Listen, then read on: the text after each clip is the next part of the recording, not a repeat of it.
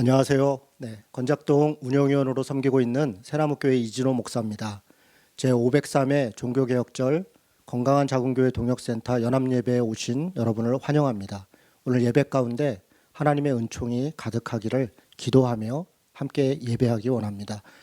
건작동 TV를 통해서 예배하시는 분들, 또 건작동 페북 그룹에서 예배하시는 분들, 어느 교회 섬기시는지 좀 이렇게 인사도 좀 남겨주시면 우리가 함께 예배하는 마음이 또 담길 것 같습니다.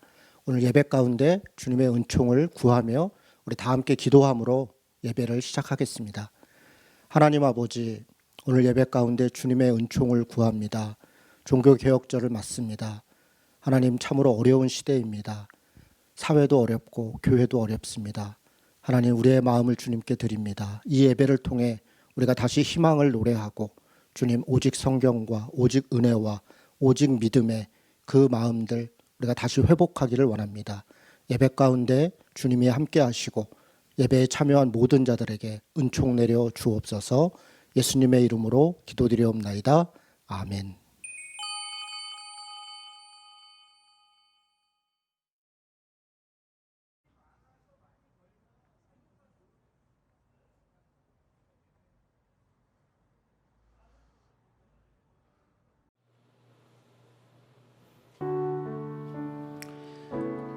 종교개혁주의를 맞아서 연합예배를 드릴 수 있는 것도 주님의 은혜임을 고백합니다. 우리가 어디서 어떤 형태로 예배를 드리든 우리가 주 임재 안에 엎드려서 경배할 때 우리가 주님이 찾으시는 바로 그 예배자가 되길 간절히 소망하면서 주를 위한 이곳에 찬양 드리겠습니다.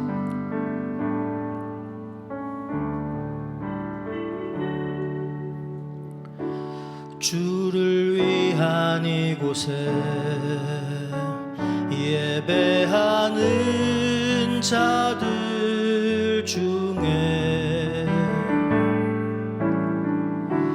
그가 찾는 이 없어 주님께서 슬퍼하시네.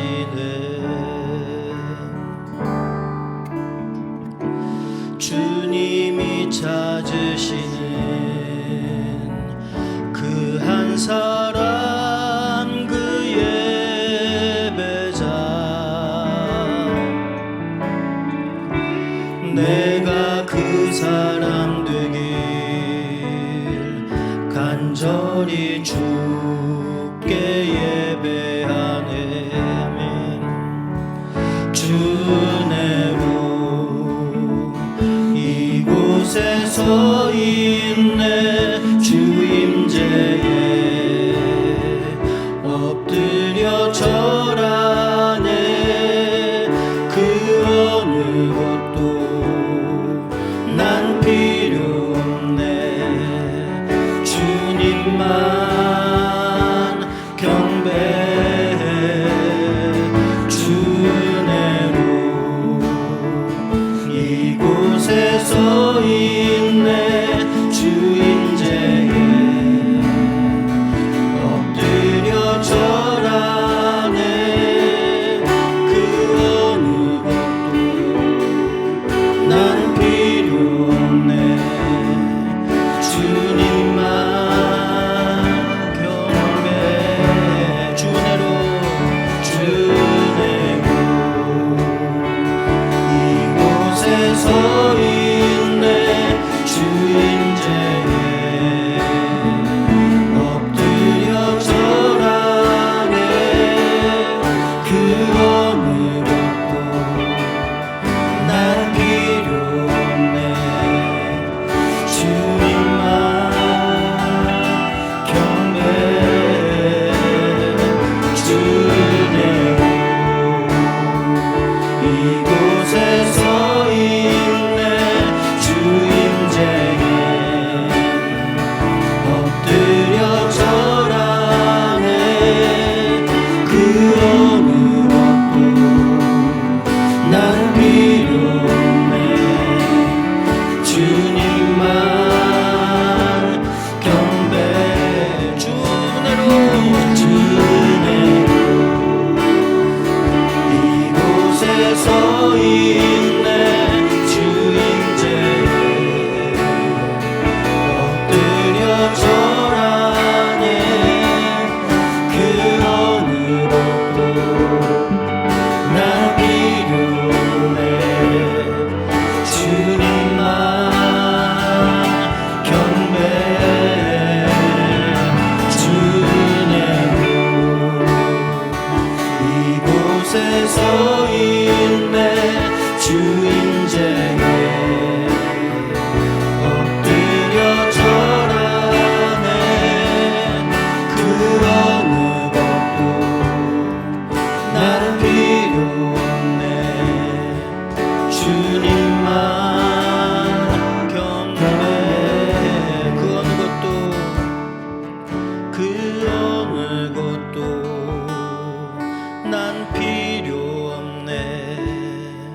주님만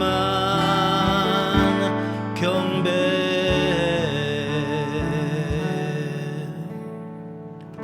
아멘.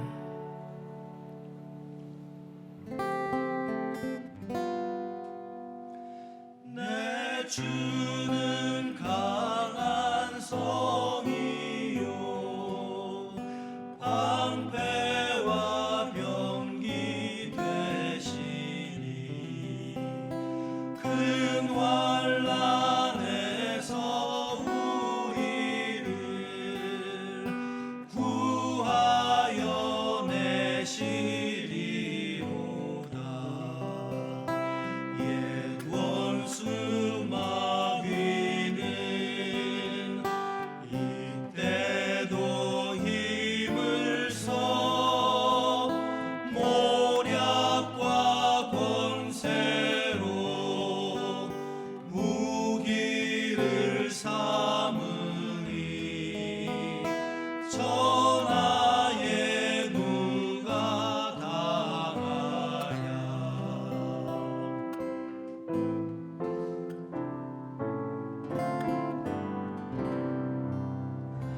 이 땅에 마귀들 끌어 우리를 삼키려 하나 겁내지 말고 섰더라. 진리로 이기리로다. 질적과 재물과 명예와 생명을 다 빼앗긴데도 진리는 살아서 그 나라 영원하리라. 그 나라 영원하리라.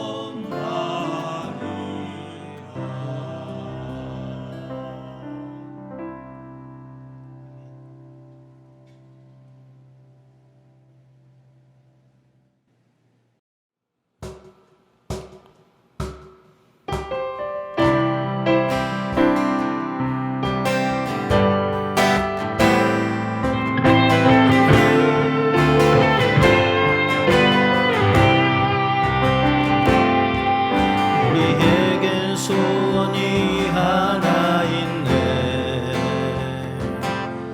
주님 다시 오실 그날까지 우리 가슴에 새긴 주의 십자가 사랑 나의 교회를 사랑케 하네. 주의 교회를 향한 우리 마음 희생과 포기와 가난과 고난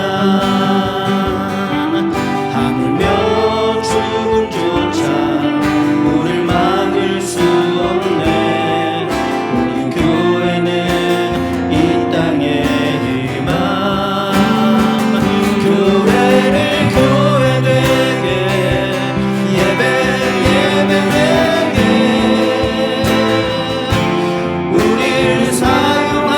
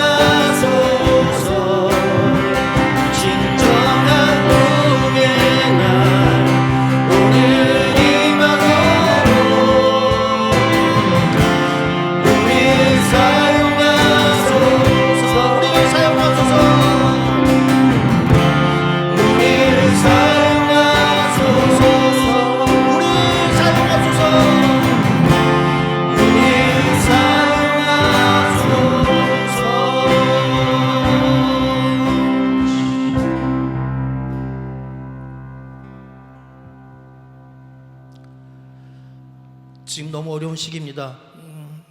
교회가 교회되게라는 이 가사가 너무나 마음에 와서 송곳처럼 꽂히는 그런 시기입니다. 이 시기에 우리 교회가 진정으로 이 땅에 희망되길 바라고, 교회가 진정한 교회로 다시 설 수 있도록 우리 한마음 한뜻으로 간절히 주님 앞에 기도하시겠습니다. 통성으로 함께 기도하시겠습니다. 주여 아버지, 이 시기에, 이 어려운 시기에 우리 교회가 세상의 빛과 소금이 되는 것이 아니라 아버지 세상의 지탄이 되고 있습니다. 주님의 복된 교회가 아버지가 세상 속에서 그 이름으로 높여지고 있습니다. 주님, 저희를 아버지 세워 주시옵소서. 저희 여러분 붙들어 주시옵시고, 아버지와 빛 가운데 계신 주님 바라보면서 주님이 원하시는 그 길을 아버지가 그렇게 어려워하게 해 주시옵소서. 저로도 우리 주시에 지지 않고 걸어나갈 때 아버지와 주님의 몸되신 교회가 이 땅에 진정한 희망이 되고 교회가 교회로 받아올 수 있도록 합니다. 주여 아버지 주시옵소서. 아버지 저희를 사용하여 주시옵소서. 이 교회 지금 아버지 저희를 도움을 사용해 주시옵소서. 예수 그리스도의 이름으로 기도합니다. 아멘.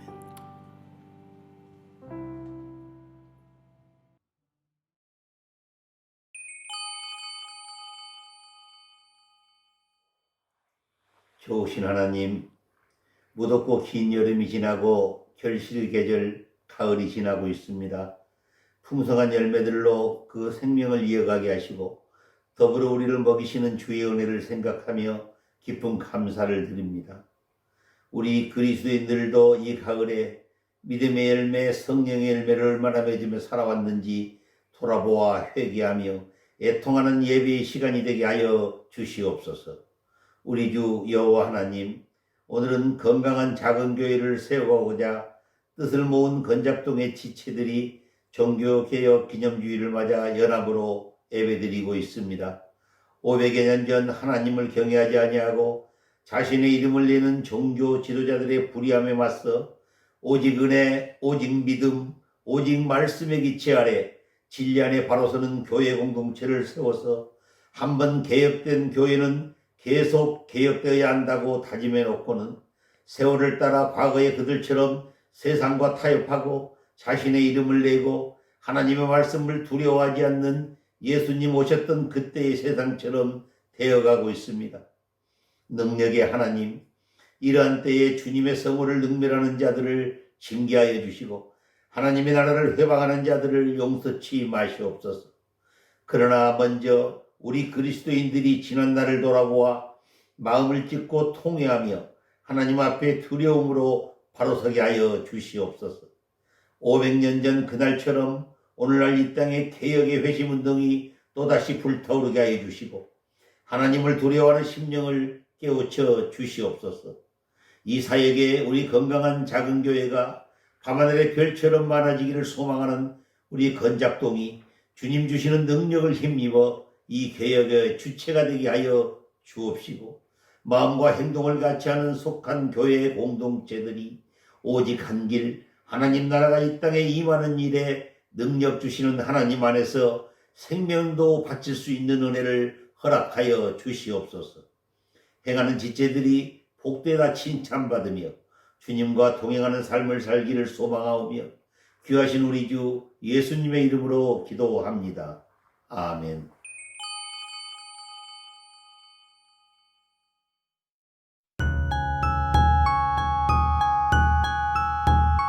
어린이 친구 여러분, 종교 개혁에 관해 알고 있나요? 지금으로부터 503년 전 중세 유럽의 교회인 로마 카톨릭 교회는 교황의 절대적인 권력으로 인해 심각한 부패와 타락을 하게 되었어요. 특히 로마의 성 베드로 성당을 짓기 위해 테첼이라는 설교가를 앞세워 면죄부라는 종이 조각을 팔았답니다. 자, 팔아요. 면죄부 팔아요. 누구든지 돈만 내면 다 천국에 갈 수 있습니다. 혹시 여러분 가족 중에 지옥에 간 분이 있을지도 모르니까 돈만 내면은 다 천국에 갈 수 있어요. 자, 어서 면죄부를 사세요. 지옥 가는 것이 두렵거나 또는 사망한 가족들을 위해 사람들은 많은 돈을 주고 면죄부를 산 것입니다. 쉽게 말해 하나님의 구원을 돈으로 해결하려고 한 것입니다. 로마 교회는 더 부자가 되었고 더 깊이 타락의 늪에 빠지게 된 것입니다. 사람들은 부자가 되려고 돈을 주고 신부가 되었고 자격 없는 목회자들로 인해 교회는 신뢰를 잃어갔습니다. 종교 개혁의 필요성을 모두가 알고 있었지만 목숨을 잃을 것이 두려워 누구 하나 쉽게 나서지 못했어요. 바로 이때 로마 교회의 수사이며 비텐베르크의 교수였던 마르틴 루터는 당당히 나섭니다. 면죄부는 해계가 없는 용서이며 거짓 평안입니다. 오직 구원은 믿음을 통해 의롭다함을 얻을 수 있습니다. 마르틴 루터는 이심칭의를 선포하였습니다. 그는 1517년 10월 31일 비텐베르크 대학교 교회문에 로마 카톨릭 교회의 잘못을 95개의 반박문을 붙임으로 종교개혁의 불씨를 일으켰습니다. 95개의 반박문 중 50번째에 다음과 같이 기록되어 있습니다. 만일 교황이 면죄부 판매 설교자들의 진상을 한다면 자기 양의 가죽과 살과 뼈로서 성베드로 교회당이 세워지는 것보다 차라리 이것을 불태워 죄로 만드는 것을 좋아할 것이다. 그리스도인들에게 이것을 가르쳐야 한다. 라고 말입니다. 예수님께서도 성전을 더럽혔던 장사꾼들을 내쫓으셨습니다. 종교개혁 503주년을 맞아 오늘날 우리 교회들의 모습을 되돌아봅니다. 혹시 교회가 교회되지 못하고 있지는 않은지 말입니다. 어린이 친구 여러분, 우리 함께 하나님이 기뻐하시는 교회가 될 수 있도록 같이 기도해요.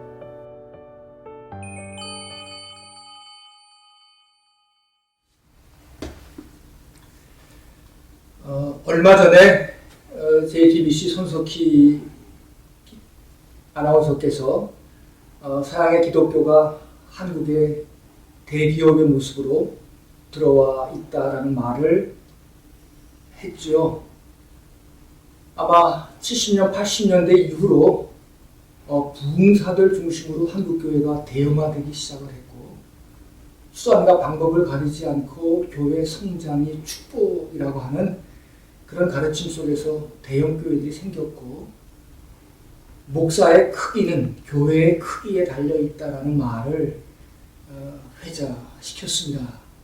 그런데 저희들은 7년 전 세월호 사건 이후를 보면서 대형교회들이 얼마나 시대의 상황을 읽지 못하고 고통받고 약한 사람들의 처지를 이해하지 못하고 자기들의 시각에서 얼마나 많은 망발을 하고 그로 인하여 약한 사람들을 아프게 하고 작은 가난한 교회들의 미래를 망치는 그런 현실을 목도하면서 저희는 이제 작은 교회가 희망이다라는 말을 하기 시작했습니다. 작은 교회라고 하는 게 과연 무엇일까 생각하다가 작은 교회는 우선 예수 시대의 또 초대교회의 모습이 아닌가 싶었습니다. 우리가 근본적으로 말할 때 레디칼, 근본적이다라는 말은 근원적이라고 하는 말과도 어원이 같습니다. 우리가 급진적이 되는 것은 우리가 근원으로 돌아갈 때 이 시대에서 급진적인 삶을 살아갈 수가 있죠. 많은 교회에서 초대교회로 돌아가자고 말을 하지만 사실은 그건 슬로건일 뿐 초대교회로 들어가고 싶은 사람이 아무도 없습니다. 왜냐하면 그때로 돌아가면 많은 것을 포기해야 되기 때문에 그렇습니다. 초대교회, 작은 교회, 예수의 마음을 품은 교회, 그 교회는 과연 어떤 모습이었을까요? 저는 크게 두 가지로 일단 한번 정리해 봤습니다. 물론 제 얘기만은 아니고요. 작은 교회, 초대교회는 다양성, 이 본질이었습니다. 지금 오늘날 한국교회는 대형교회를 중심으로 획일화된 교회의 모습을 띠고 있습니다. 그 획일화된 모습 속에서 대형교회를 추구하다 보면 1등이 있고 2등이 있고 100등이 있고 1000등이 있는 그런 가치 서열적인 계급 구조적인 그런 구조가 생겨나서 사실은 목사들 사이에서 빈익빈 부익빈 구조를 만들어내고 목사들을 비참하게 만들고 교회를 자본주의화 만드는 그런 일들이 벌어납니다. 그러나 모두가 저마다 작지만 자기의 방식대로 다양하게 교회의 의미와 본질을 추구한다면 우리 모두는 저마다 1등이 되고 저마다 으뜸이 되고 저마다 독특한 그런 교회의 모습을 갖고 이 세상에 존재할 수 있게 되지 않겠습니까? 그래서 일단 저는 작은 교회라고 하는 것은, 초대교회라고 하는 것은 그때 그 모습처럼 오늘 우리도 얼마든지 다양해질 수 있겠다. 획일화될 이유가 전혀 없다 라고 먼저 말씀을 드리고 싶고요. 그렇다면 다양해지는 것 자체만으로 우리가 작은 교회, 초대교회, 예수의 정신을 품은 교회라고 말할 수 있겠는가? 거기에다가 저는 복음의 정치학이라는 말을 한 마디 더 붙이고 싶어요. 복음의 정치학이라고 하는 말은 초대교회 사람들은 로마 제국의 통치하에 살지만 그러나 그들의 방식대로 살지 않고 예수의 가르침대로 살려고 하는, 제국 안에 있지만 제국과는 다른 삶을 살려고 하는 그런 몸부림, 그런 가치관을 지니고 살아낸 사람들이 바로 초대교인들이었습니다. 오늘 우리가 이 자본주의, 만몬주의 이런 흐름 속에 살고 있지만 이 흐름 안에서도 그 흐름을 비껴나고 벗어나는 그런 가치를 살아내는 일이 바로 복음의 정치학, 그때 로마와 다르게 살겠다고 하는 사람들의 그 의식과 오늘의 우리가 맞닿을 수 있는 것이 아닌가. 그래서 다양성과 함께, 획일성을 거부하는 다양성과 함께 복음의 정치학, 세상 속에 있지만 세상과는 다르게 살겠다라고 하는 그러한 의식을 우리들이 갖고 살아가는 것, 이게 저는 초대교회, 작은 교회, 예수의 정신을 따라 사는 교회의 핵심 본질이 아닌가 그렇게 생각합니다. 아마 이런 교회는 성장을 최고의 가치로 삼을 수가 없고 이런 교회는 대형 교회가 될 수가 없습니다. 우리가 대형 교회가 얼마나 많은 우리 사회에 폐단을 안겨주었고 작은 교회들에게 상처를 주었고 그들이 세상에 내보인 온갖 폐습과 도덕적인 불감증과 사회에 대한 냉담은 바로 오늘 우리들이 지향해야 될 그런 모습이라고 생각을 해봅니다. 그래서 제 나름대로 이 다양성과 복음의 정착이라고 하는 말을 조금 더 부연 설명해서 저는 다음 몇 가지로 한번 풀어보았습니다. 도대체 작은 교회, 작다라고 하는 의미가 무엇일까? 이 작다라고 하는 의미는 어떤 산술적인 수적인 개념이 아니라 우리가 지향해야 될 일단 가치론적인 개념이다. 특별히 작다의 의미 속에서는 우리가 생명과 평화의 가치를 추구하겠는가? 우리의 목회 현장 속에서 생명과 평화의 가치를 우선하며 우리의 삶을 살아내겠는가 하는 것에 저는 작다의 의미를 두고 싶고요. 두 번째, 작다라고 하는 말은 내가 작아야 어느 그릇에도 담길 수가 있습니다. 자기가 크다라고 생각하면 작은 그릇에 절대로 담길 수가 없지 않습니까? 우리가 작아야 모두의 품에 안길 수 있는 그런 교회가 되기 때문에 지금까지 교회가 갖고 있던 배타주의라든가 교회만의 절대주의라든가 이런 식의 이야기는 이 작다라고 하는 말 속에 담길 수 없는 뜻이라고 생각을 합니다. 우리가 정말 작다. 지금 앞으로 개신교 인구수가 5% 미만으로 줄어들 것이다 라고 하는 이야기를 하는 사람들이 많이 있습니다. 개신교가 한번 제대로 다시 한번 소수자가 되어서 소수자의 심정도 알고 소수자처럼 한번 살아보는 경험이 있을 때 개신교가 다시 거듭날 수 있는 길이 있지 않겠는가.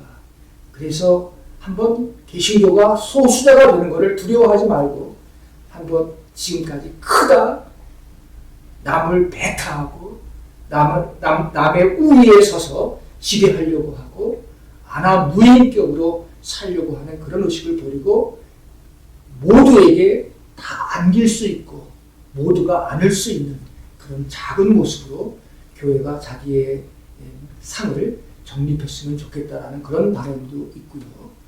그리고 작다라고 하는 의미 속에서는 아마 저는 또 생태적인 의미도 있습니다.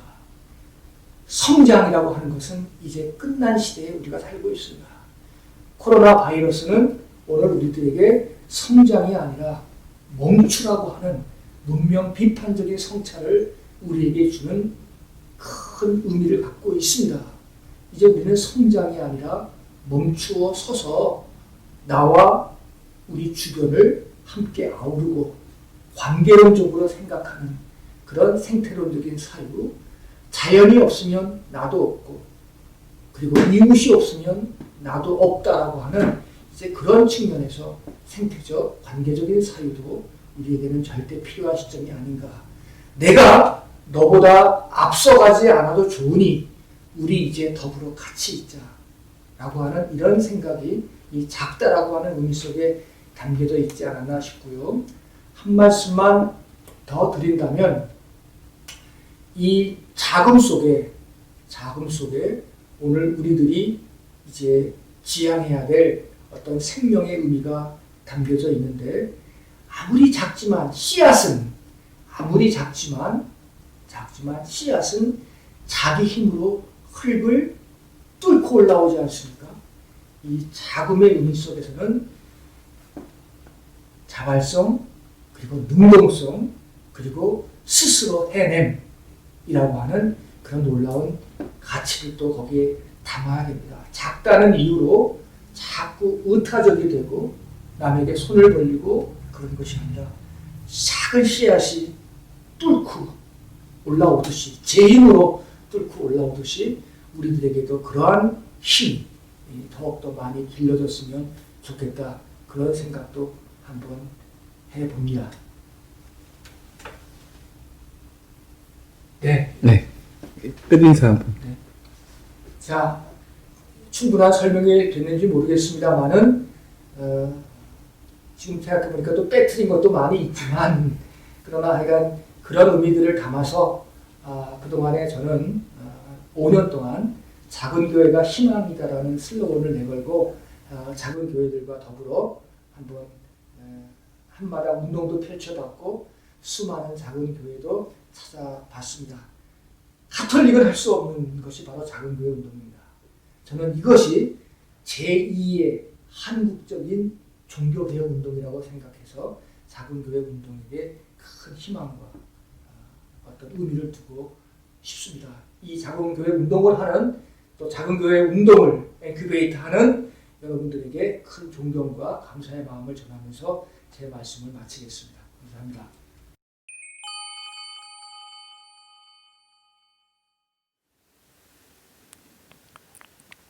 오늘 하나님께서 우리에게 주신 말씀은 요한복음 1장 14절입니다. 제가 봉독하겠습니다.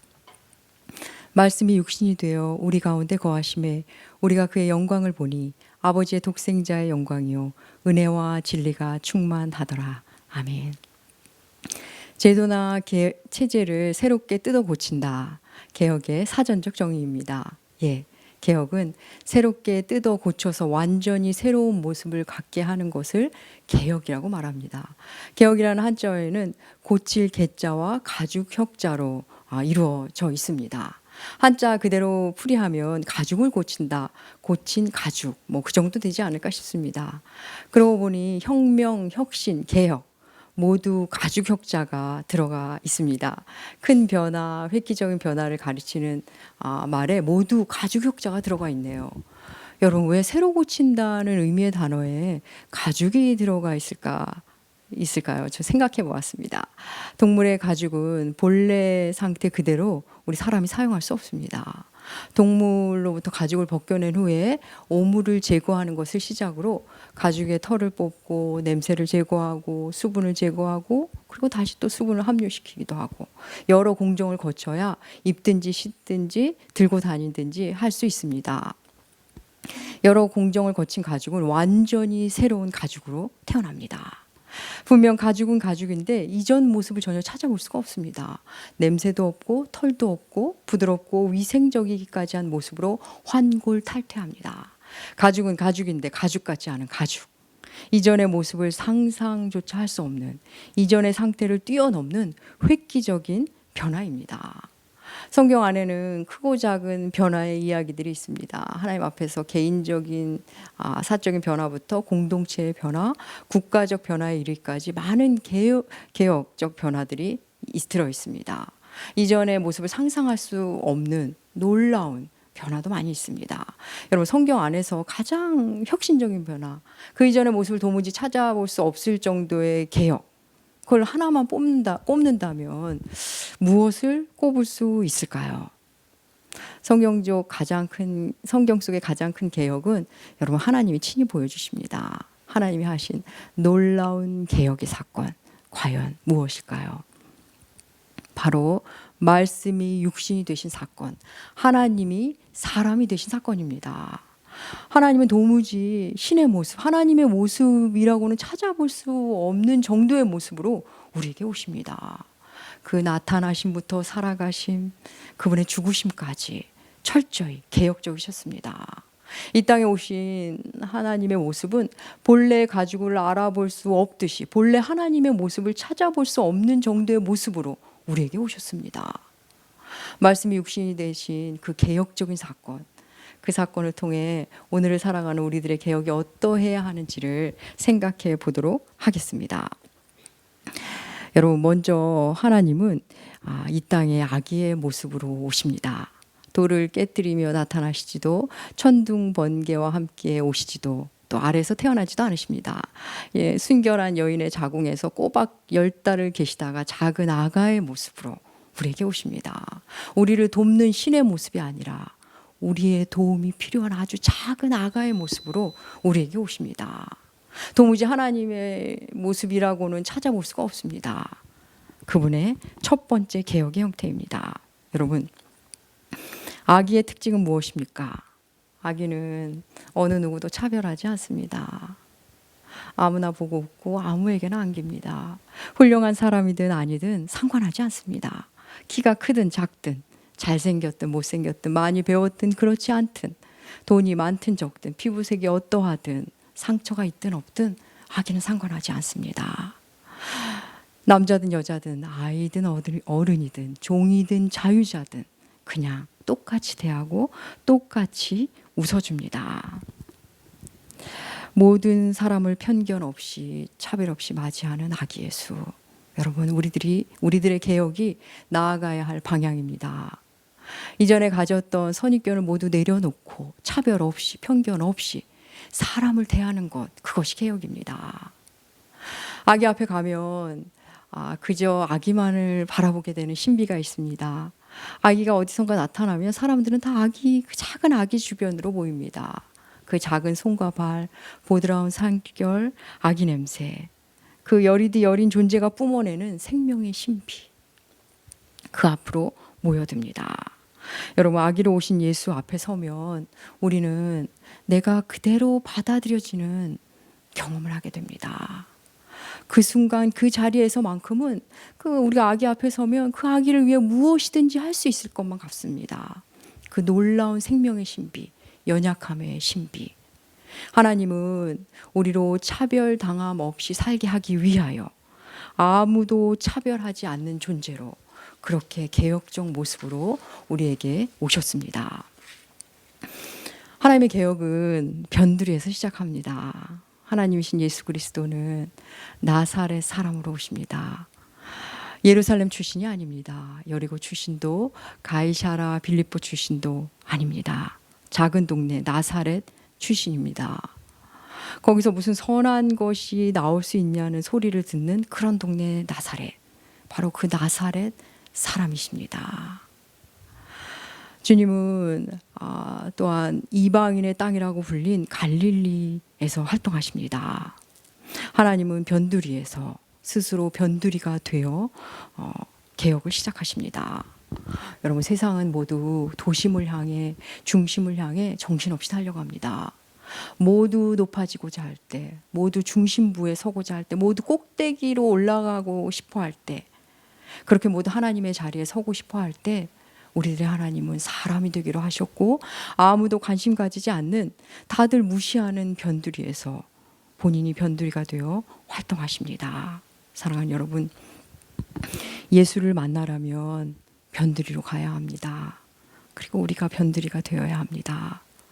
화려하고 빛이 번쩍번쩍하고 요란한 곳에서는 여러분 예수를 만나기가 힘듭니다. 예수는 언제나 낮고 초라하고 가난하고 아픈 곳, 그곳에 계십니다. 세상이 멀리하고 싶어하는 그 자리, 사람들이 무시하는 그 자리, 그곳에 가면 여러분 먼저 와 계신 그분을 만날 수 있습니다. 빛은 본래 요란하지 않습니다. 빛은 본디 소리가 없습니다. 낮은 곳, 가난한 자리, 변두리에 가면 조용히 빛나고 계신 우리들의 예수를 여러분 만날 수 있습니다. 예수께서 예루살렘에 입성하실 때 어린 나귀를 타고 어른이신 예수께서 우스꽝스러운 모습으로 입성하십니다. 멋진 백마를 타고 군악대 음악에 맞춰 근위대 호의를 받으며 입성하지 않으십니다. 만왕의 와 계신 예수께서 나귀, 그것도 아직 한 번도 사람을 태워본 적이 없는 어린 그 어설픈 나귀를 타고 입성하십니다. 왜 주님은 굳이 어린 나귀를 타고 입성하셨을까요? 하나님은 스가랴 선지자를 통해 공의로우신 구원자가 너에게 오는데 그는 겸손해서 어린 나귀를 타고 온다고 말씀하셨기 때문입니다. 사랑하는 여러분, 주님의 개혁은 언제나 성경대로였습니다. 구약의 예언대로, 성경이 말한 대로입니다. 여러분, 교회가 세상 속에 들어가야 하는데 세상이 교회 안에 들어와 있습니다. 우리가 이 세상을, 이 세대를 알아야 하는 이유는 이 세대를 본받지 않기 위해서입니다. 세상 사람들의 소원과 신자의 기도 제목이, 교회의 기도 제목이 같다면 여러분, 교회는 거룩한 하나님의 몸이 되기는 어렵습니다. 아니, 주님의 몸이 될 수 없습니다. 우리는 어느새 성경을 알아가려는 시간보다 세상을 알아가려는데 너무나 많은 시간을 그것도 아낌없이 내주고 있는 건 아닌지 한번 돌아보면 좋겠습니다. 여러분, 예수께서 메시아이심을, 그분이 하나님이심을, 그리스도이심을 이 땅에 드러내는데 필요한 것은 먼저는 어린 나귀였습니다. 예수의 메시아됨의 표식은 여러분 어린 나귀입니다. 하나님 되심을 보여주시는데 필요한 것은 이런 백마가 아닙니다. 병거가 아닙니다. 나귀입니다. 하나님은 능력 있고 멋지고 누구나 탐내는 그런 백마를 필요로 하지 않으십니다. 어설프고 때로는 위태위태하고 어떨 땐 불안불안한 그런 나귀를 필요로 하십니다. 많은 교회들이 백마를 찾아다니고 백마를 키워내려고 하고 또 스스로 백마가 되려고 합니다. 백마를 통해 개혁하려고 합니다. 하지만 여러분, 우리 주님은 나귀를 필요로 하십니다. 지금도 우리 주님은 어린 나귀를 타고 우리에게 오십니다. 하나님의 개혁은 무능으로 정점을 찍습니다. 예수님은 이 땅 한 귀퉁이에서 십자가를 지심으로 죽으십니다. 도무지 신의 모습이라고는 찾아볼 수 없는 초라한 모습으로 아무 저항 없이 무능한 모습으로 죽으십니다. 연약한 아기로 와서 무능하게 죽으십니다. 하나님의 개혁은 전혀 창조주답지가 않습니다. 전혀 전능자답지가 않습니다. 여러분, 하나님의 개혁은 왜 이런 방식일까요? 왜 이렇게 무능하고 초라한 모습으로 개혁하시는 걸까요? 아래서 깨어나고 왕궁에서 태어나서 아주 뛰어난 인간의 모습으로 우리에게 오셔도 될 텐데 왜 그렇게 하지 않으시는 걸까요? 가장 멋진 말을 타고 비싸고 화려한 양탄자 위를 걸어 들어오시면서 영웅적 삶을 살다가 멋지게 승천하시면 좋을 것 같은데 왜 그렇게 무능하고 초라한 모습으로 개혁하시는 걸까요? 여러분, 이 땅은 또 우리들은 하나님의 그 위대하심을 다 담아내지도 감당하지도 못합니다. 만약에 가장 멋진 말을 타셨다? 여러분, 세상은 더 멋진 말을 타고 오는 왕을 만들어낼 겁니다. 더 멋진 모습의 왕을 계속 만들어 갈 겁니다. 그러니 그런 방식으로는 하나님의 위대하심과 크심을 여러분 드러낼 수 없습니다. 우리 하나님은 역설적으로 하나님의 크심을 드러내십니다. 작음을 통해 그분이 얼마나 크신 분인지, 낮음을 통해 그분이 얼마나 높으신 분인지, 비천함을 통해 그분이 얼마나 존귀한 분인지, 가난함을 통해 그분이 얼마나 부요한 분인지를 드러내십니다. 사랑하는 여러분, 우리들의 개혁 역시 하나님의 방법을 택하는 것, 느린 듯 하지만 가장 확실한, 가장 지혜롭고 가장 개혁적인 방법이 될 것입니다. 개혁, 가죽의 변화. 가죽은 가죽인데 본래 모습을 알 수 없을 만큼 변해버린 가죽. 여러분, 그 가죽의 변신에 앞서 반드시 선행되어야 하는 것이 있습니다. 그 가죽의 몸체인 동물이 죽어야 한다는 것입니다. 여러분, 개혁은 죽는 것으로 시작됩니다. 예수는 우리를 위해 죽기로 하십니다. 하늘 영광을 버리고 사람이 되기로 하시면서 여인의 자궁에 들어오심으로 죽으시고, 그리고 십자가를 지심으로 죽으십니다. 하나님이 새로운 역사를 시작하실 때 늘 죽음이 있었습니다. 아담과 하와를 에덴에서 내보내실 때 하나님께서 가죽옷을 그들에게 입히십니다. 어떤 동물이 죽습니다. 모세가 이 땅에 올 때도 애굽왕 바로는 유대의 남자 아기들을 죽였습니다. 또 출애굽할 때는 어떻습니까? 유월절에 양이 죽습니다. 가나안에 들어갈 때 가나안 입성이 시작되는 여호수아서의 첫 절은 모세가 죽은 후에로 시작합니다. 여러분, 모세가 죽어야 여호수아가 옵니다. 예수께서 이 땅에 오실 때도 헤롯이 2살 이하의 아이들을 죽입니다. 하나님의 시작, 하나님의 개혁에는 언제나 죽음이 있었습니다. 종교 개혁, 우리들의 교회 개혁. 교회가 이래야 하고, 교단은 이래야 하고, 목사는 이래야 하고, 우리는 이렇게 살아야 하고, 많은 사람들이 개혁을 이야기하는데 왜 우리는 여전히 냄새나는 가죽, 듬성듬성 털이 있고 오물이 묻은 가죽의 모습, 도무지 바뀌지 않는 그 모습을 끌어안은 채 살고 있는 걸까요? 개혁 참 많은 좋은 말들을 하고 있는데 왜 우리의 변화는 이렇게 더디게만 느껴지는 걸까요? 여러분, 우리가 죽지 않기 때문입니다. 분명히 그리스도 안에 있으면 새로운 피조물이라고 주께서 말씀하시는데, 성경을 통해 우리에게 선언하시는데 왜 우리의 존재는, 우리의 삶은 달라지지 않는 걸까요? 자아가 죽지 않기 때문입니다. 사랑하는 여러분, 말씀이 육신이 되신 사건, 성류시 사건은 지금도 계속되고 있습니다. 말씀이 육신이 되어 우리에게 오시건만, 우리에게 거하시건만 우리의 자아는 죽지 않고 도리어 그분을, 말씀을 죽이고 있습니다. 여러분, 우리가 약해서 변화하지 못하는 게 아닙니다. 우리가 너무 강해서 변화하지 못하는 겁니다. 뻣뻣한 가죽은 더 많은 공정이 필요할 겁니다. 고유의 냄새가 많은 가죽은 더 시달려야 부드러워질 겁니다. 여러분, 우리는 어느새 너무나 유능해져서 하나님이 위덥지가 않습니다. 어느새 너무 강해져서 하나님께 맡기지를 못합니다. 우리가 약해져야, 우리가 낮아져야, 우리가 변두리가 되어야, 우리가 죽어야 하나님께서 일하시는데 도무지 하나님이 일하실 틈을 주지 않습니다. 여러분, 자아가 죽어야 참된 용기가 나옵니다. 자아가 죽어야 거룩한 분노가 무리로 올라옵니다. 자아가 죽어야 우리들의 수치도 감당해낼 수 있습니다. 자아의 죽음이 우리들의 개혁의 시작입니다. 말씀이 육신이 되어 우리 가운데 오셨습니다.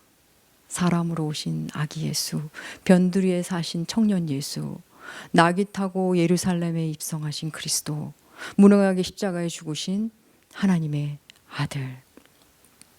그 예수는 지금도 말씀이 육신이 되어 계속 우리 가운데 오십니다. 그 안에 하나님의 독생자의 영광이 있습니다. 신의 모습이, 하나님의 모습이 그대로 있습니다. 은혜와 진리이신 그분은 지금도 그렇게 오십니다. 연약하고 무능하고 초라한 모습으로, 가죽이지만 가죽 같지 않은 모습, 하나님이면서 하나님 같지 않은 모습으로 여전히 우리에게 오십니다. 옛날에 어느 왕이 갑자기 자기가 다니던 모든 길에 가죽을 깔라고 엄명을 내립니다. 나의 발이 오직 가죽만 디딜 수 있게 하라고 신하들에게 엄포를 내립니다. 신하들이 부랴부랴 왕궁의 가죽 카페트를 깔았겠죠. 예, 실내는 어떻게 해보겠는데 왕이 밖에 나갈 때마다, 왕이 가는 곳마다 가죽을 깐다는 것은 여러분 사실상 불가능합니다. 불효령하는 왕 앞에서 신하들이 전전긍긍하고 있습니다. 그런데 한 명의 신하가 나와서 말을 합니다. 왕이시여, 왕이 어디를 가든지 가죽을 밟게 해드릴 수 있습니다. 가죽신을 만들어 드리면 왕이 어딜 가든 가죽을 밟으시게 됩니다. 왕과 다른 신하들은 그 말에 감탄하며 그의 말대로 왕에게 가죽신을 만들므로 가죽 소동은 끝을 맺습니다. 여러분, 우리는 전부를 바꾸지는 못합니다. 하나님 우리에게 그런 일을 맡기시지도 않으십니다. 다만 나는 바꿀 수 있습니다. 내 신발은 갈아 신을 수 있습니다. 여러분, 개혁은 역사 속에만 있는 단어가 아닙니다. 대단한 사람들만 하는 것 더더욱 아닙니다. 그저 내 삶의 자리에서 아기 예수를 품에 안고 당당히 변두리를 거닐고 백마가 아닌 나귀를 사랑하고 예수 그리스도 그분 때문에 무능을 선택한다면, 그렇게 하나님의 은혜를 구하고 산다면 내 삶의 자리가 개혁의 자리가 될 것입니다. 말씀이 육신이 되어 우리 가운데 거하심에 우리가 그의 영광을 보니 아버지의 독생자의 영광이요 은혜와 진리가 충만하더라. 아멘. 지금도 예수는 육신이 되어 우리 가운데 오십니다. 사랑하는 여러분, 예수라는 인격을 만나십시오. 그분을 사랑하십시오. 아니, 그분을 알면, 그분을 알아가면 그분을 사랑하지 않을 수가 없는 그런 분입니다. 그렇게 예수를 사랑하며 살다 보면 어느새 개혁의 길을 걷고 있는 자신을, 우리들의 교회를 만나시게 될 겁니다. 그렇게 하루하루 순간순간 살다가 이 땅의 삶을 마치는 그날이 되면 우리는 가장 개혁된 자로, 이전의 모습은 상상조차 할 수 없는 아름다운 모습으로 우리 하나님 아버지 앞에 서게 될 것입니다. 사랑하는 여러분, 개혁의 열쇠는 언제나 예수 그리스도, 바로 말씀입니다. 기도하겠습니다. 하나님 아버지, 감사합니다. 가장 개혁적 삶을 사신 우리 구주 예수 그리스도, 개혁 그 자체이신 예수님, 그 이름을 찬양합니다. 이 시간, 이 공간, 그리고 함께하는 사람들 사이에 계시는 우리의 주님, 주님이 그러하셨던 것처럼 우리도 그러한 삶을 살게 하여 주시옵소서. 살아내다 보니 어느새 사라지는 기적, 어느새 그리 살고 있는 놀라운 은혜를 만나게 하여 주시옵소서. 우리에게 은혜를 베풀어 주시옵소서. 감사드리며 존귀하신 예수님의 이름으로 기도합니다. 아멘.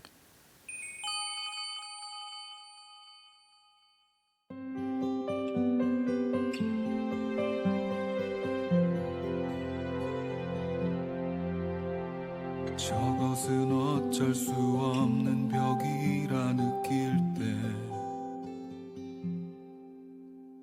담쟁이는 말없이 그 벽을 오른다.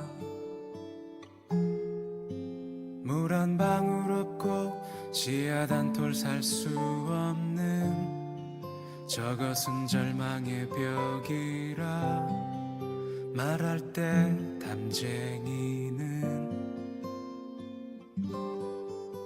서두르지 않고 앞으로 간다. 서두르지 않고 앞으로 간다. 한 뼘이라도 꼭 여럿이 함께 손을 잡고 올라간다. 푸르게 절망을 잡고 놓지 않는다.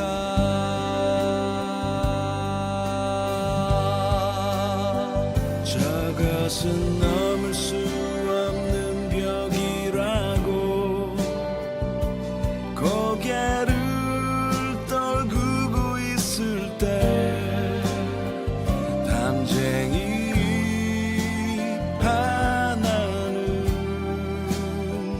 담쟁이 수천 개를 이끌고 그 벽을 넘는다. 그 벽을 넘는다. 그 벽을 넘는다. 그 벽을 넘는다.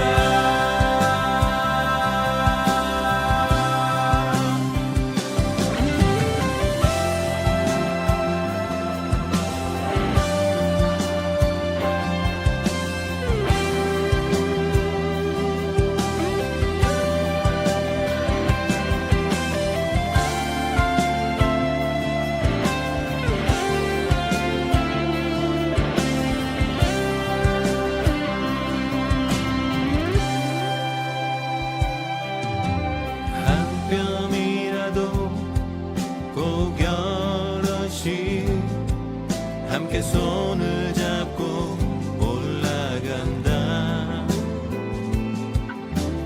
푸르게 절망을 잡고 놓지 않는다.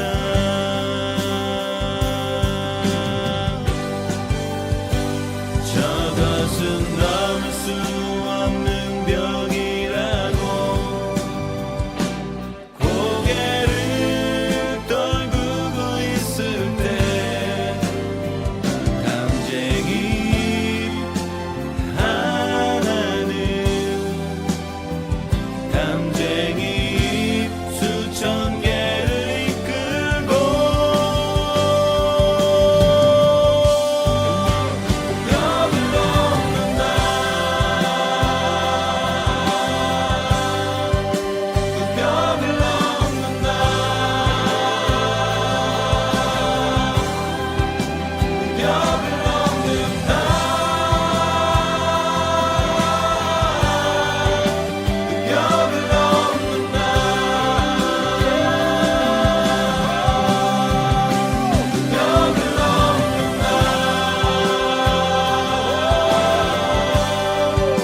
그 벽을 넘는다. 그 벽을 넘는다. 그 벽을 넘는다. 그 벽을 넘는다.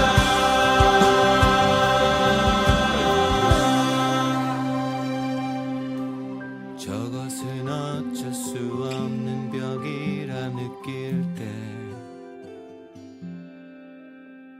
담쟁이는 말없이 그 벽을 오른다.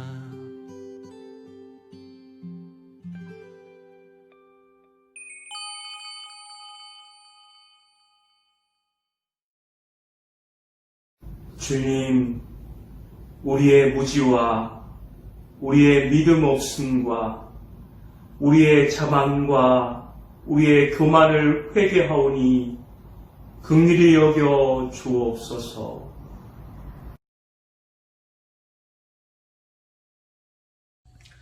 습관이나 상황이 아니라 오직 예수님을 향한 믿음으로 살겠습니다. 실력이나 인맥, 돈이 아니라 오직 하나님의 은혜를 의지하겠습니다. 사상이나 주의, 흐름이 아니라 오직 성경이 말씀하시는 대로 살겠습니다. 오직 예수, 오직 은혜, 오직 성경을 외치면서 본질로 돌아가려 했던 개혁자의 후예로 살겠습니다.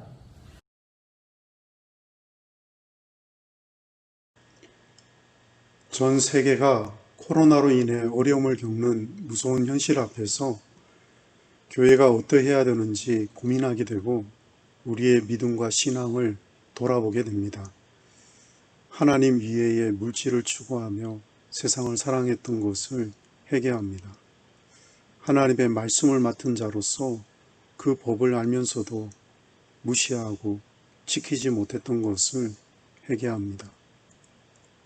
하나님의 뜻보다 사람을 더 의식하고 사람의 이익을 앞세워 살았던 것을 회개합니다. 교회가 교회되지 못하여 세상에서 손가락질을 받도록 행했던 모든 악들을 회개합니다. 하나님의 이름을 두신 교회가 그 이름을 욕되게 한 것을 회개합니다. 목회자가 먼저 주 앞에서 스스로 겸비하여 통회하고 자복하는 참된 회개가 일어나길 원합니다. 이웃을 사랑하고 생명을 사랑하는 주님의 사랑으로 세상을 섬기며 복음 전하는 교회가 되도록 힘을 쓰는 목회자가 되길 다짐하여 봅니다.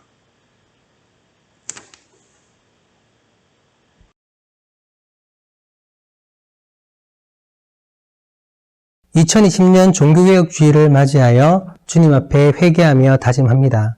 나의 눈은 오직 주님만을 바라볼 것입니다. 나의 귀는 오직 주님의 말씀만을 들을 것입니다. 나의 입은 오직 주님의 뜻을 말할 것입니다.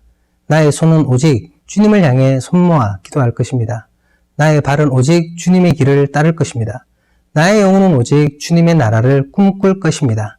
어떤 유혹이 와도 나의 모습을 정직하고 신실하게 지킬 것을 다시 한번 다짐하고 기도합니다. 하나님 나라의 부흥을 힘과 숫자의 원리로 오해했던 과거의 사역을 반성합니다. 종교개혁주의를 맞아 다시 한번 하나님 말씀 앞에 서며 하나님이 우리에게 주셨던 그리스도인의 정체성을 지켜 주님께 영광 돌리기를 다시 한번 다짐합니다. 교회는 다수의 소리에 움직이는 곳이 아닙니다. 작은 신음에 반응하는 곳이 진짜 교회입니다. 내가 교회입니다. 교회가 잘못했습니다. 교회가 미안합니다.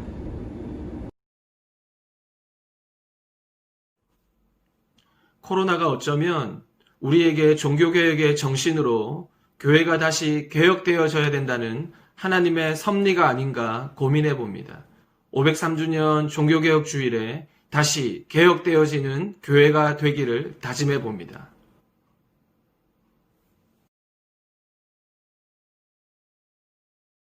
에스라 성경대학원 대학교에서 구약을 가르치고 있는 민경구입니다. 루터가 성경으로부터 멀어진 중세교회를 바라보며 안타까워했던 것처럼 오늘날 우리 역시도 성경으로부터 멀어진 한국교회를 바라보며 그들에게 바른 성경을 가르치는 그런 목회자의 길을 걸어가는 그런 다짐의 시간이 되었으면 좋겠습니다.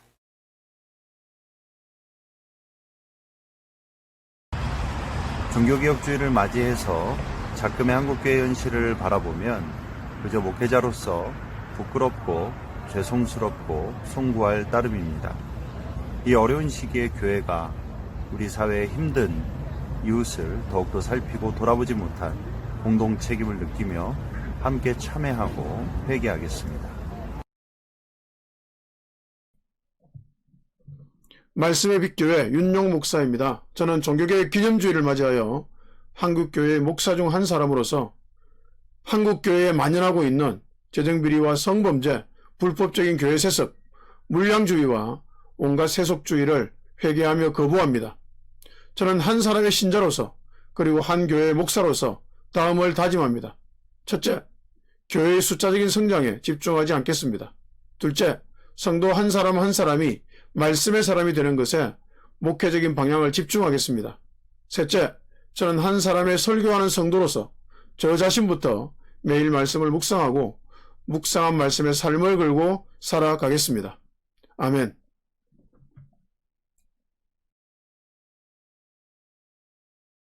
우리 그리스도의 몸된 교회됨을 위해 성경적 개혁을 추구하는 건작동의 비전과 실천적 결의들을 지지합니다. 저는 하나님과 이웃을 자기 성취와 만족의 도구로 삼는 행태를 경계하고 배격하며 온유와 겸손의 실천으로 보탬이 되고자 힘쓰겠습니다. 종교개혁 주일이 될 때마다 한국교회는 늘 회개 퍼포먼스를 했습니다. 집회와 같은 회개운동을 했지만 아쉽게도 그 안에서 세속적인 것들만 드러나고 그 후에는 더 큰 잘못된 일들을 일으키고 사회적 비난을 당했습니다. 그럴 때마다 교회는 늘 비난을 모른 척하고 오히려 사회를 비난했지요. 오늘 우리는 하나님께서 이 문제에 대해서 지켜만 보고 계시지 않으시는 것을 코로나19 사태를 통해서 보게 되었습니다. 이제는 진정을 가지고 퍼포먼스가 아닌 개개인이 하나님 앞에 올 때입니다. 저부터 그 일을 하겠습니다. 동참하시는 여러분을 축복합니다. 안녕하세요. 일산의 예수승리교회 김동락 목사입니다. 개혁 부르짖고 살지만 저만 빼놓고 개혁하려고 했던 죄를 회개합니다. 그리고 비판하고 그렇게 살지만 정작 이 코로나 시대에 한 영혼을 사랑하지 못하는 저의 죄를 어리석음을 회개합니다.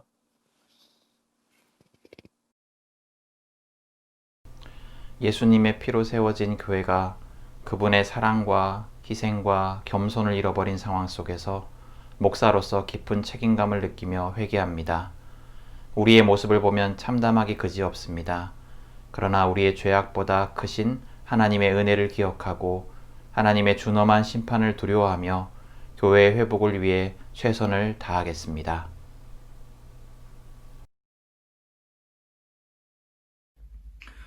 개혁교회는 끊임없이 개혁되어야 한다고 하는 종교개혁의 구호가 구호로 멈추지 않고 실제 제 삶과 목회 현장에 녹아지기 위하여서 바로 오늘 제 자신이 결단하고 회개하고 하나님께 영광 돌리기를 진심으로 소원합니다. 안녕하세요. 전남 순천에서 하늘빛교회를 섬기는 김성근 목사입니다.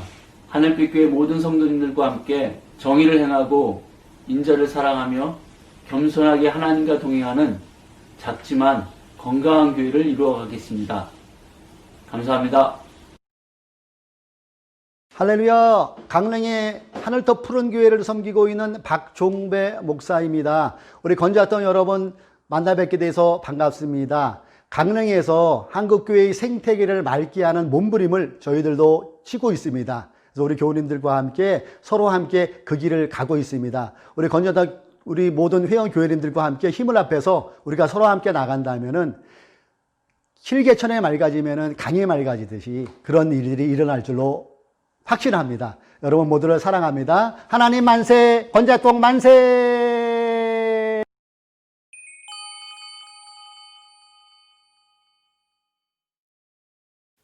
살아계신 하나님, 종교개혁 503주년을 맞이하는 이 주일에 건작동의 작은 교회들이 함께 연합하여 다시 희망을 예배하며 하나님께 나아가게 하시니 감사합니다.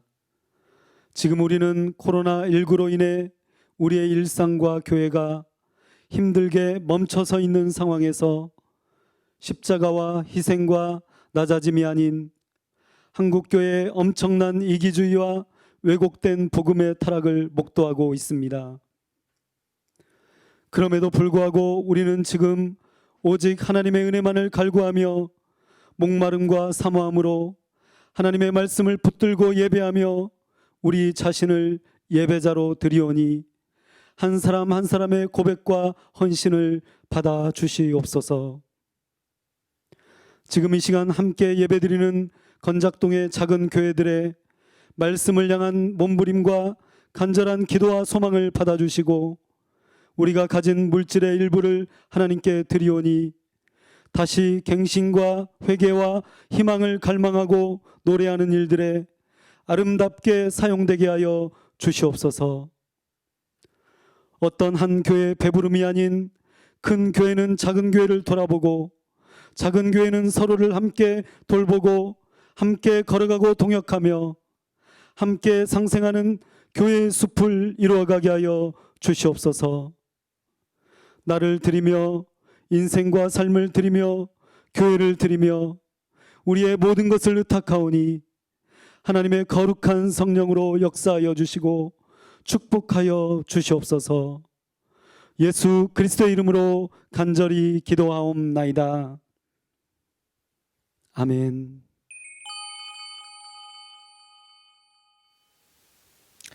네, 오늘 예배 함께해 주신 여러분 너무 감사합니다. 우리 건작동 TV가 개국됐습니다. 여러분 지금 참여하고 있는 건작동 TV는 유튜브로 개국되었고요.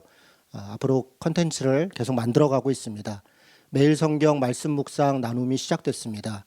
여러분 말씀 묵상 하는데 건작동 목사들이 돌아가면서 이렇게 10분씩 우리가 말씀 해설을 도와드리고 있는데요.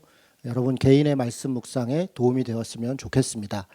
건작동은 크게 5가지의 가치를 가지고 우리가 건강한 작은 교회 운동을 하고 있습니다. 첫 번째는 성경적 공동체입니다.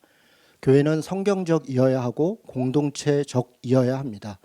우리 하나님이 세우신 교회가 누구 개인에 의해서 좌지우지되는 것이 아니라 함께 성경을 따라 함께 공동체를 이루고 한 가족을 이루고 그런 건강한 공동체 되었으면 좋겠습니다.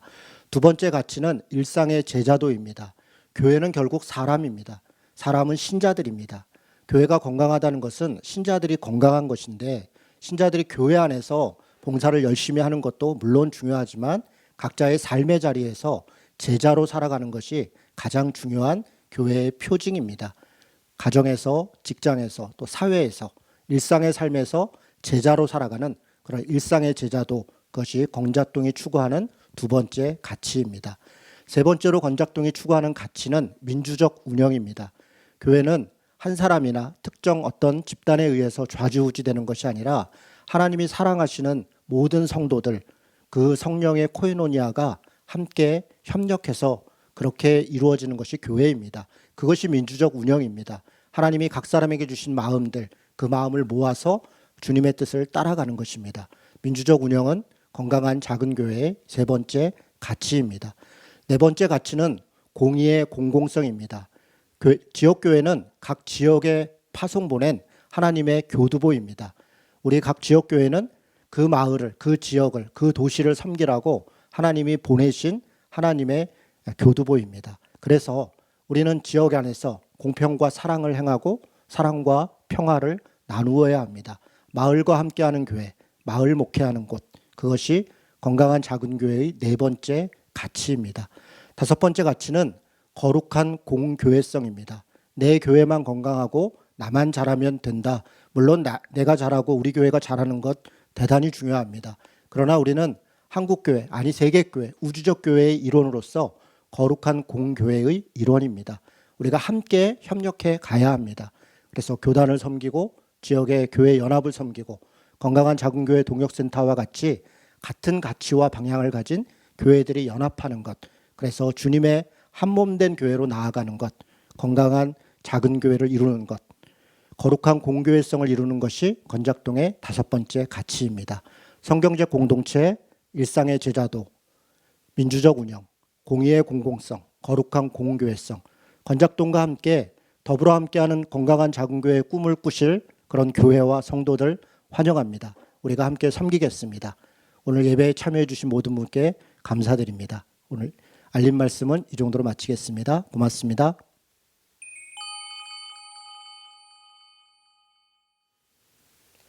네, 503회 종교개혁절 건작동 연합예배를 우리 다 함께 서로를 축복하는 축도로 마치려고 합니다. 여러분 옆에 사람들 이렇게 손으로 한번 이렇게 축복하면서요. 민수기에 보면 모세가 아론에게 그 자손들에게 자손을 축복하면서 하라고 한 축복의 말씀이 있습니다. 제가 먼저 한번 읽어드려 볼까요? 여호와는 내게 복을 주시고 너를 지키시기를 원하고 여호와는 그의 얼굴을 내게 비추사 은혜 베푸시기를 원하며 여호와는 그 얼굴을 내게로 향하여 드사 평강 주시기를 원하노라. 이런 축복의 말씀입니다. 우리 각 사람에게 하나님의 은총이 또 은혜가 그 개혁의 기쁨이 함께 하시기를 바라는 마음으로 우리가 서로 축복하고 오늘 예배를 마치겠습니다. 같이 축도합니다. 여호와는 내게 복을 주시고 너를 지키시기를 원하며 여호와는 그의 얼굴을 내게 비추사 은혜 베푸시기를 원하며 여호와는 그 얼굴을 내게로 향하여 드사 평강 주시기를 원하노라. 아멘.